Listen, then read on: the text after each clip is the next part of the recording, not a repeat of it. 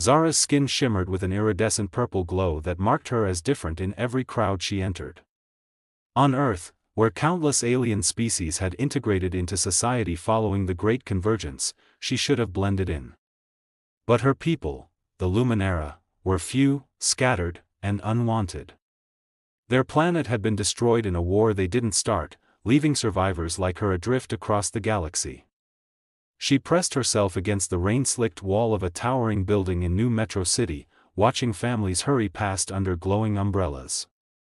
Human children laughed alongside Zentari younglings with their crystalline features, while Krobian merchants called out their wares in melodic tones. The city was a tapestry of species living in harmony, everyone except her kind. "Move along, Luminara," a security drone hummed as it hovered nearby. "No loitering." Zara's triple-jointed fingers trembled as she pulled her worn cloak tighter. The fabric did little to hide her luminescent markings, the flowing patterns that shifted across her skin like living constellations. Those same markings that once represented her family's lineage now served as a beacon of rejection. She'd tried 7 different shelters this week. Each one turned her away with the same excuses: "We're full, we don't have the accommodations for your species, try the Luminara district." But there was no Luminara district. There were barely enough Luminara left to fill a single block. Her stomach ached with hunger. The nutrition packets in her satchel had run out 2 days ago, and the few credits she'd earned doing odd jobs had been stolen while she slept in an alley. She couldn't go back to begging. The last human she'd approached had called the authorities, claiming she was trying to scam him with those weird glowing tricks. As night fell and the city lights blazed to life, Zara found herself in the market district. The smell of food from 100 worlds drifted through the air, making her dizzy with longing. She watched a Zentari family share a meal at an outdoor cafe, their laughter cutting through her like glass. Nobody wanted her. Nobody saw her. In a city of millions, she had never felt more alone. 3 days without proper food had left Zara weak and disoriented. The luminescent patterns on her skin, usually bright and flowing, had dimmed to a pale flicker. She knew the signs: her body was entering conservation mode, shutting down non-essential functions to survive. If she didn't find nutrition soon, the glow would fade entirely, and with it, her life. The morning market was her last hope. Zara watched from behind a recycling unit as vendors arranged their goods: exotic fruits from Kepler 442b, protein cubes from Mars colonies, and Earth vegetables that smelled of soil and growth. Her fingers traced the edge of her empty satchel. She'd never stolen before, but desperation was rewriting her moral code word by word. "You look lost, child." Zara spun around to find an elderly Krobian woman studying her with wise, multifaceted eyes. Before she could respond, the woman's expression shifted from concern to disgust. "Oh. Luminara." She pulled her shopping bag closer. "I heard your kind caused the Kepler crisis. My son fought in that war." She turned away, her voice dropping to a bitter whisper that Zara still heard clearly: "Should have stayed extinct." The words hit harder than any physical blow. Zara stumbled backward, her vision blurring with tears that glowed faintly blue as they traced down her cheeks. The Krobian woman's accusation was everywhere: in whispered conversations, in news feeds, in the way people's expressions changed when they recognized her species. The Luminara had been victims, not aggressors, but truth mattered little when you were a convenient scapegoat. She ran. Through the market, past the startled vendors, ignoring their shouts. Her legs carried her to the city's edge, where buildings gave way to the old industrial sector. Here, among rusted structures and forgotten machinery, she finally collapsed. The concrete was cold beneath her, and the sky above swirled with clouds that promised more rain.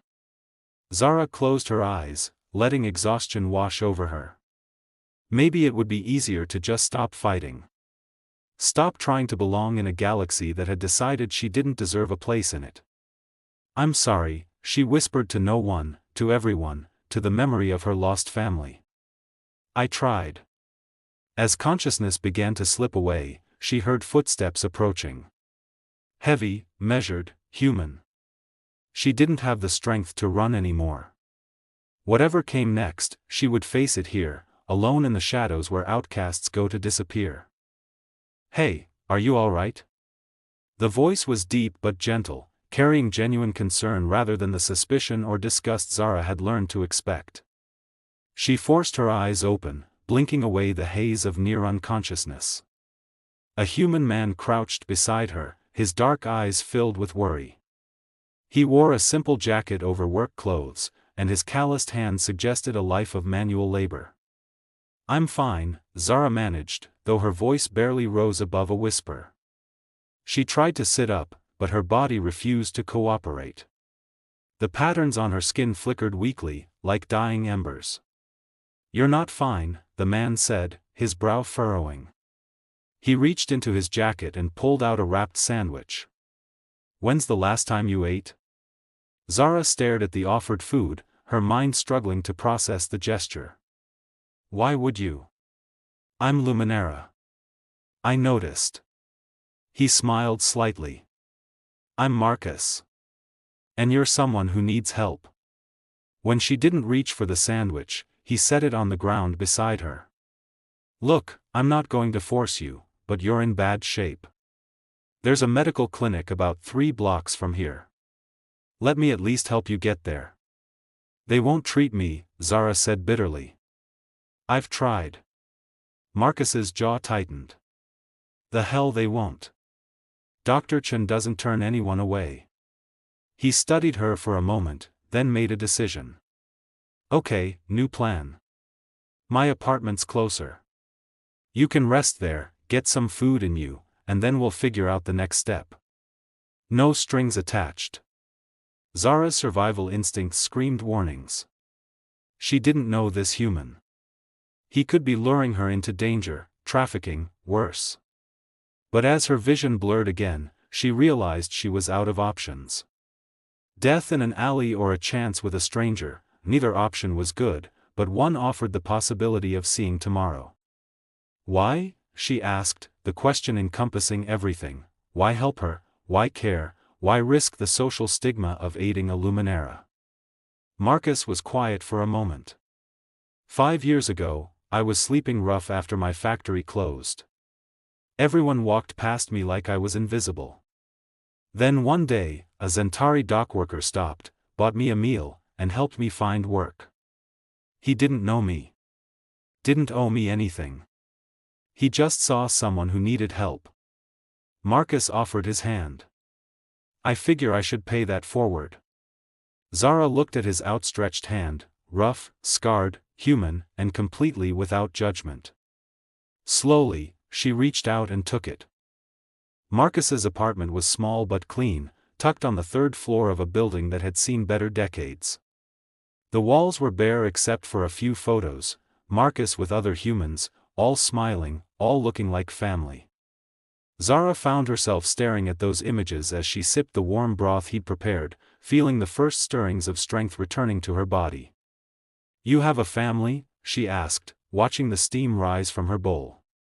"Had," Marcus said, settling into the chair across from her. "My mom passed 3 years ago.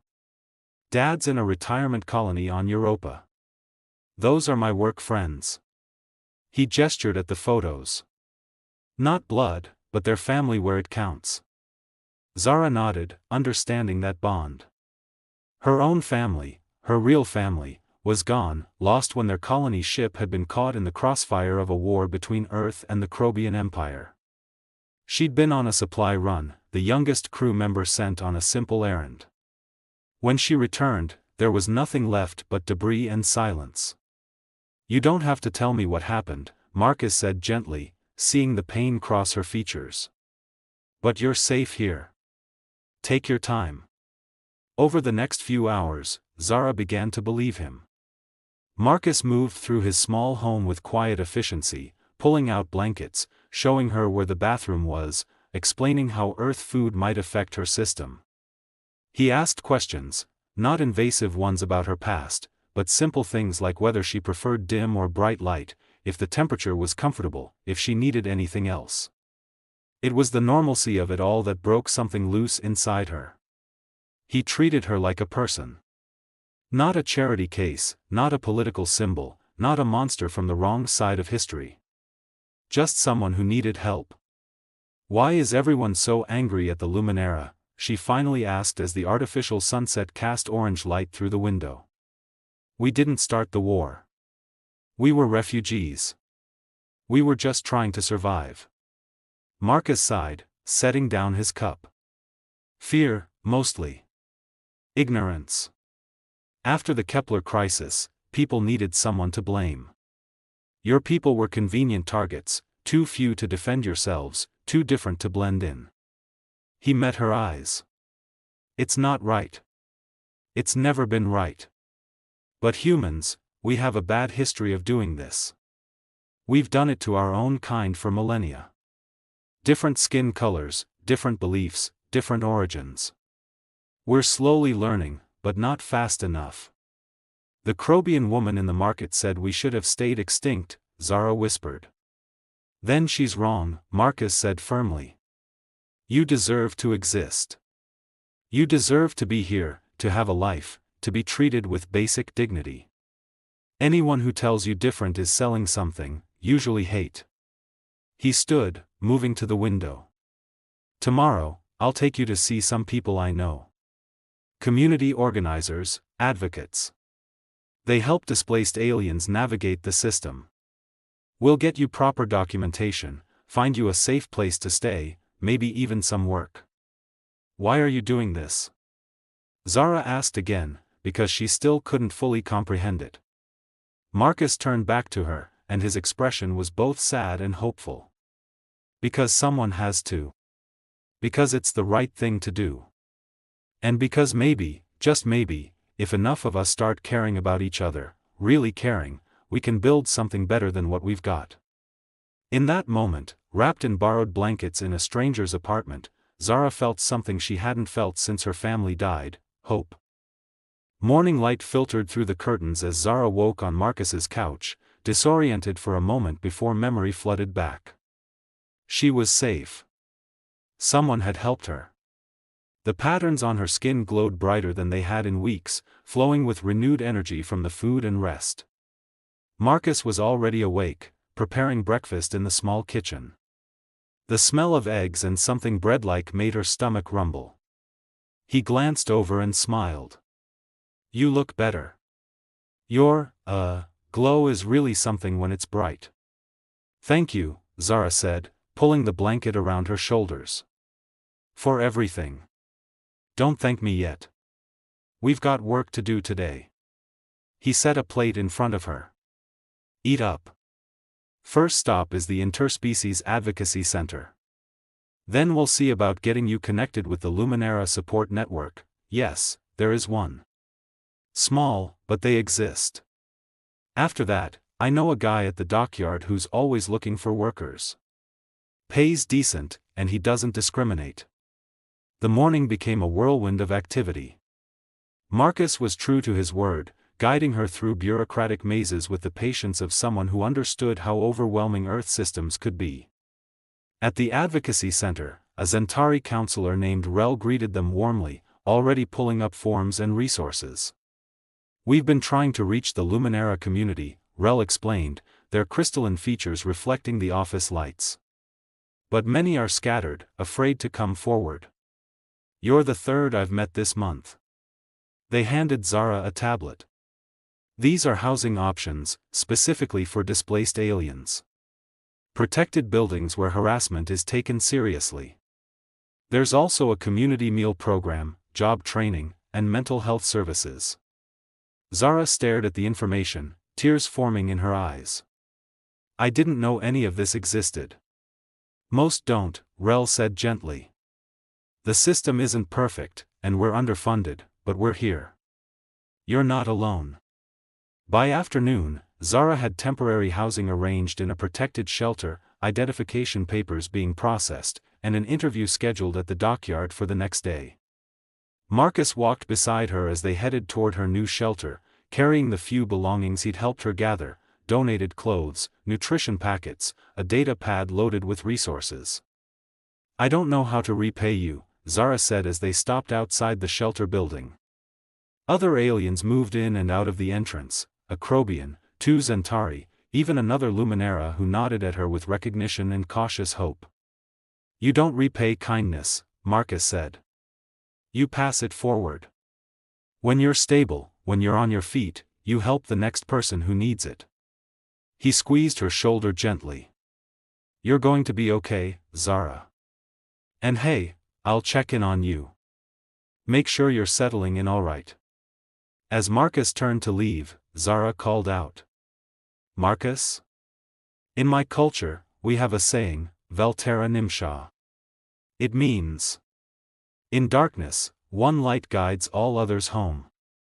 Her patterns glowed brilliantly. You were my light. Marcus's eyes glistened. Then keep glowing, Zara.